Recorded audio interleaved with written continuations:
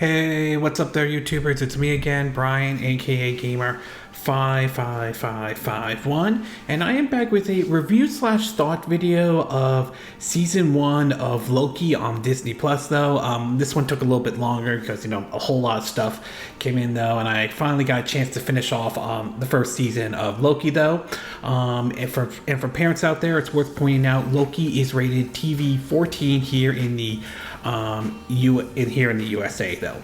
One of the scenes that was shown during the movie Avengers Endgame was basically the whole plot of the Avengers going back in time to get the Infinity Stones that Thanos pretty much destroyed pretty much at the beginning of Avengers Endgame, which, he wiped out half of life across the universe, though. One of the scenes the scene that played out, though, was them going back to the first battle between Loki, though, the first Avengers movie in the Battle of New York, though. And it showed basically them sort of trying to not interfere with, the outcome of the battle to a certain degree, though. And then they sort of showed the scene where basically S.H.I.E.L.D. agents and basically Avengers were kind of conflicting their sort of coming into confrontation with each other to a certain degree. The scene would play out with Ant-Man basically shrinking, having an impact on basically the reactor that Tony Stark had in his chest, though, and which gave an opening to Loki basically taking the Tesseract and going through a different time warp and everything like that. This is where basically the first episode of Loki begins, as basically this opens the door to what would be known as, what would be the start of the multiverse and a confrontation that we'd have with a group called the T.V.A. though. It was a very interesting first episode though, and it's one that kind of caught my attention to see how the series will play out though. So after watching the first season, I will say it definitely perked my interest to see how this is going to play out, especially after seeing Ant-Man and the Wasp Quantumanium though. So I'm going to break this down into what I liked and, of course, what I didn't like, mixed. I'm not 100% sure about, though.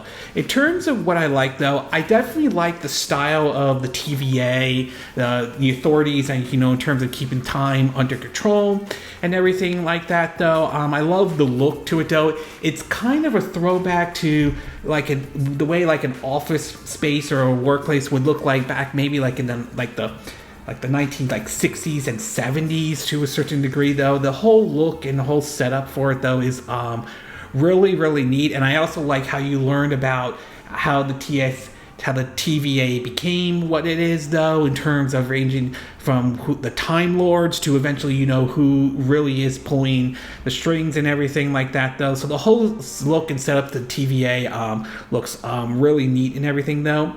The next one is basically the different variations of Lokis that you will see in the first season of Loki, though. Obviously, you have Tom Hiddleston, if I'm saying his name correctly, playing Loki, but you also see different varieties, including a female Loki played by Sophia Martino, if I'm saying her name correctly, though. And you also get to see different others, like a mustache Loki, to even the classic Loki, the one from the old Marvel comic books, to be exact, though. So I love the fact how the first season also focused a little bit on basically, showed off different varieties of Lokis and everything like that, though.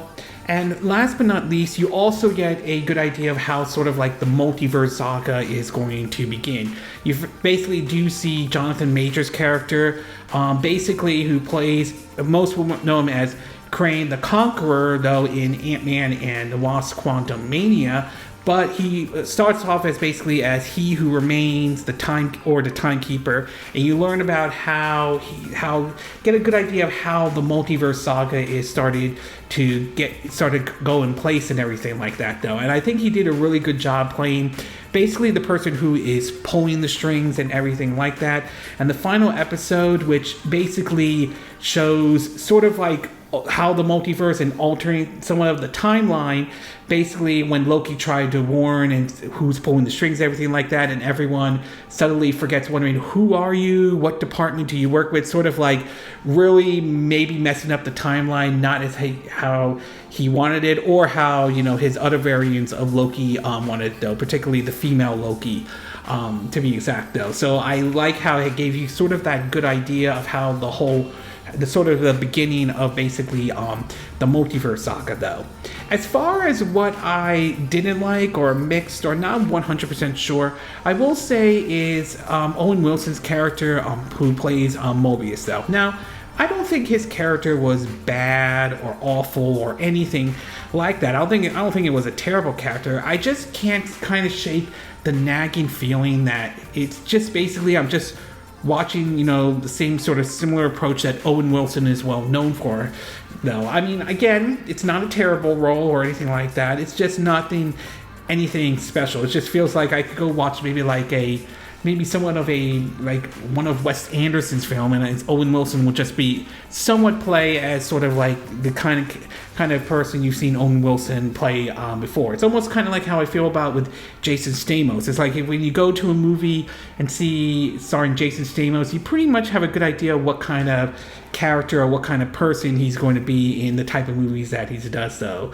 So again, I'm not saying him playing Mobius was bad or anything like that though. It just wasn't anything special, at least from my book though.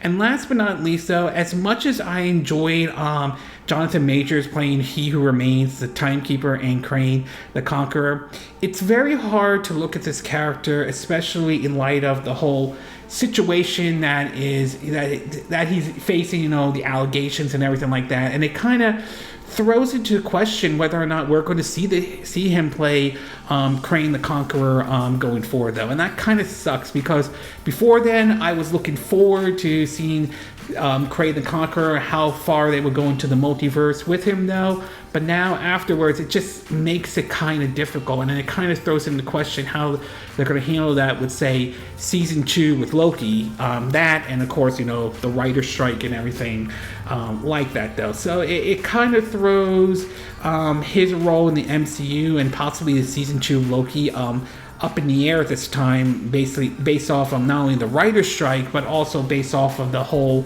allegations that he's facing currently at this time though. Overall, I would say I did come away very pleased with the season 1 of Loki on Disney Plus though. I think it's definitely one of the good shows, definitely one of my favorite shows, one of many favorite shows on Disney Plus from the Marvel brand that they have done putting on that though. At its best, though, I love the whole look, the TSA and the authority that they are enforcing, especially that it has that 1960s, 70s office look to it. It's an odd look, but it definitely it's a very interesting look, though. I love how they show different variations of Krang, different variations of Lokis, though, from the female Loki to the classic Loki, and I like how it definitely sort of sets the stage up for the whole multiverse saga and everything like that. So I definitely like that at its best though. At its worst, however, again, little mix about Owen Wilson playing, the detective or one of the T.V.A. Agents though. If I say TSA, I apologize, I meant T.V.A. though. Basically, I'm kind of mixed on his character though. It's not terrible or anything like that. It's just, it wasn't anything special, at least as far as my view is.